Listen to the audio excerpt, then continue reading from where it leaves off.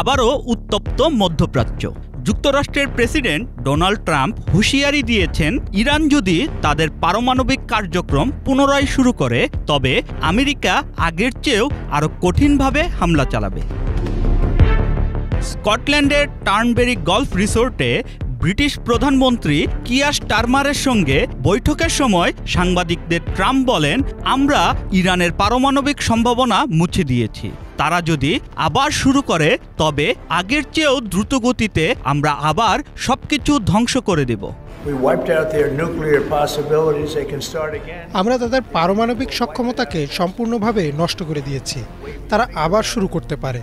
যদি শুরু করে এর পরিণতি আগের চেয়েও দ্রুত হবে। আঙুল নাড়ানোর আগেই আমরা তা ধ্বংস করে দেব। আমাদের সেটা করতে হবে। আমরা সেটা করতে পারি, খোলাখুলিভাবে এবং আনন্দের সঙ্গে করব।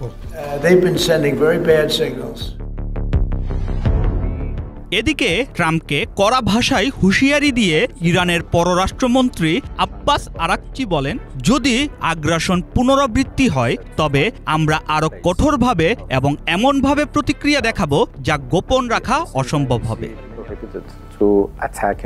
পশ্চিমা বিশ্ব দীর্ঘদিন ধরে অভিযোগ করে আসছে ইরান গোপনে পারমাণবিক অস্ত্র তৈরি করছে। তবে তেহরান বারবার এই অভিযোগ অস্বীকার করেছে। তাদের দাবি, পারমাণবিক কর্মসূচি শুধু শান্তিপূর্ণ গবেষণার জন্য। গত ২২ জুন ইরানের ৩টি পারমাণবিক স্থাপনায় বোমা হামলা চালায় যুক্তরাষ্ট্র।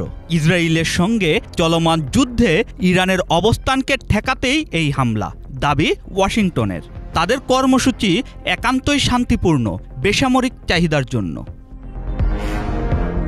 এছাড়া গত সপ্তাহে আল জাজিরাকে দেওয়া এক সাক্ষাৎকারে ইরানের প্রেসিডেন্ট মাসুদ পেজিশকিয়ান বলেন, ইরান তার পরমাণু কর্মসূচি ত্যাগ করবে না, তবে আলোচনা চালিয়ে যেতে প্রস্তুত রয়েছে। এই হুমকি পাল্টা হুমকির ফলে গোটা মধ্যপ্রাচ্য আবারও অস্থির। প্রশ্ন উঠছে, এই উত্তেজনার শেষ কোথায়? ইরান কি আবার পারমাণবিক কর্মসূচি চালু করবে? আর যুক্তরাষ্ট্র কি আসলেই নতুন করে হামলা চালাবে? শাহরিয়ার আমান সানি, বাংলা ভিশন।